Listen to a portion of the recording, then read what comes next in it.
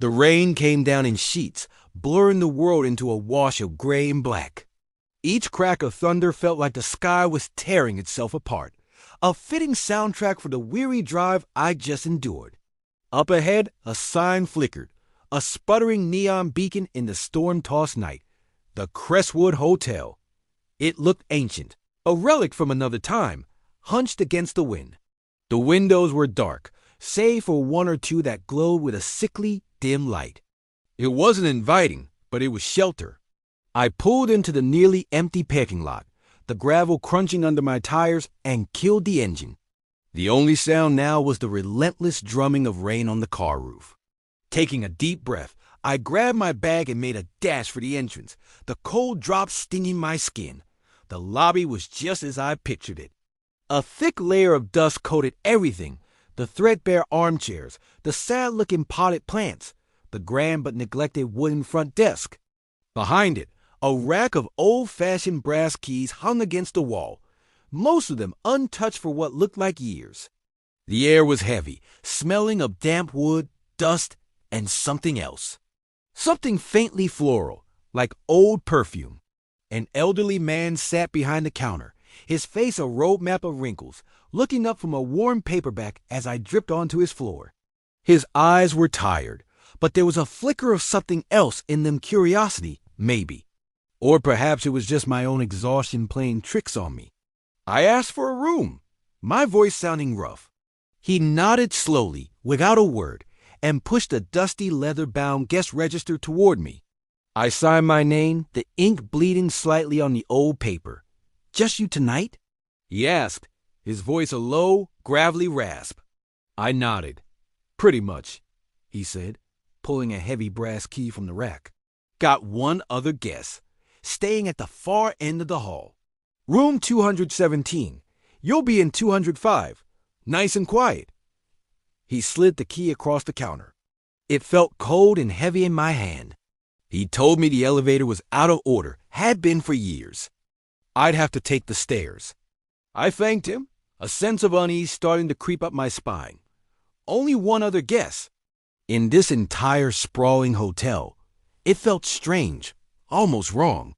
The receptionist had already returned to his book, his face impassive, as if I were already gone. I headed for the grand staircase at the back of the lobby. My footsteps echoed in the cavernous space. The stairs groaned under my weight, each step a complaint. The second-floor hallway stretched out before me, a long, dark corridor that seemed to shrink the further you looked. The carpet was a faded, intricate pattern of what might have once been roses, now worn down to threads. Dim, yellow-tinted lights and sconces along the wall cast long, distorted shadows, making the hallway feel like a tunnel. The air up here was even colder, and the sound of the storm outside was muffled, distant. All I could hear was the creak of the floorboards beneath my feet and the frantic beating of my own heart. I passed door after door, each with a tarnished brass number, until I found it, room 205. The room was Spartan. A bed with a lumpy mattress, a rickety wooden wardrobe, and a single chair by the window.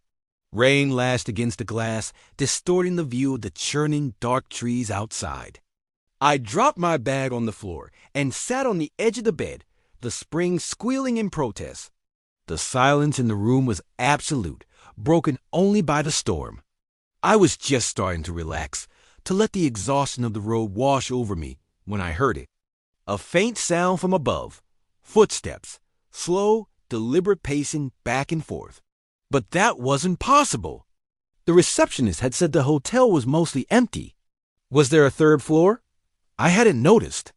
I tried to ignore it, telling myself it was just the old building groaning in the storm. Then came another sound. A soft, rhythmic tapping. Knock, knock, knock. It came from the wall beside my bed, the one that separated my room from 206. It was slow, steady, and deliberate. A chill ran down my spine. The receptionist had been clear. Only one other guest at the far end of the hall. Room 217. So who was in the room next to me? Who was pacing in the room above? I stood up, my ears straining. The knocking stopped. I held my breath, listening. Silence. Was I imagining it? The combination of the storm, the creepy hotel, the long drive. It was probably just my mind playing tricks on me. I laid down on the bed, pulling the thin blanket up to my chin, but sleep was now the furthest thing from my mind.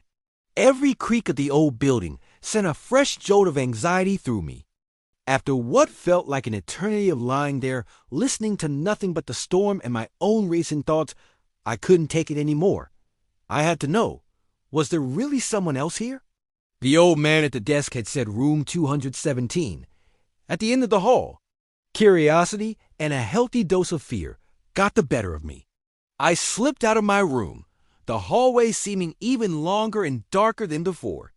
The dim lights flickered, casting dancing shadows that played tricks on my eyes. I walked slowly, my footsteps muffled by the worn carpet. The air grew colder as I approached the end of the corridor. And there it was, room 217. A faint sliver of light glowed from underneath the door, cutting through the oppressive darkness of the hall. It pulsed softly, almost like a candle flame flickering in a draft. As I stared, I saw a shadow move behind it. A dark shape, gliding slowly from one side of the door to the other, then back again. It was silent. No footsteps, no sound at all. Just the slow, ghostly dance of a shadow in a supposedly occupied room. My heart hammered against my ribs. I was frozen in place, unable to look away. The camera of my mind zoomed in, focusing on the old brass doorknob. And then I saw it. It twitched. A tiny, almost imperceptible movement. Once, twice, as if someone on the other side was gently testing it, their hand resting on the knob, deciding whether or not to turn. I backed away slowly, my breath catching in my throat. I needed to get out of this hallway. I practically ran back down the stairs, my mind reeling. The lobby was empty. The old receptionist was gone. The worn paperback he'd been reading lay closed on the desk. And next to it, the guest register was still open to the page I had signed. I leaned over the desk, my hands trembling as I scanned the page. There was my signature, clear as day, and below it, nothing. Above it, nothing. The entire page was blank, except for my name. I flipped back a few pages, all empty. I flipped forward, empty. According to the hotel's own records, I was the only guest. The only one. The man's words echoed in my head. Got one other guest, room 217. It was a lie. There was no other guest. A sudden clap of thunder, louder than any before, shook the entire building. The lights in the lobby flickered violently, then went out, plunging me into near total darkness, with only the faint intermittent flashes of lightning to see by. When they flickered back on, I looked up toward the second floor. The hallway at the top of the stairs looked different. It seemed to stretch on into infinity, a black, gaping maw. The dim, yellow lights were gone, replaced by an oppressive, suffocating darkness. It was a place that didn't obey the laws of physics, a corridor that had become a portal to somewhere else entirely. My blood ran cold. The hotel wasn't just old. It was wrong. Something was deeply, fundamentally wrong with this place. Against my better judgment, a morbid, terrifying compulsion drew me back. I had to see. I had to know what was behind that door. I crept back up the stairs, each step a monumental effort. The hallway was a void. The only light came from the far end, from that sliver beneath the door of room 217. It was my only landmark in the crushing darkness. As I got closer, I could feel a strange energy emanating from it, a palpable cold that had nothing to do with the storm.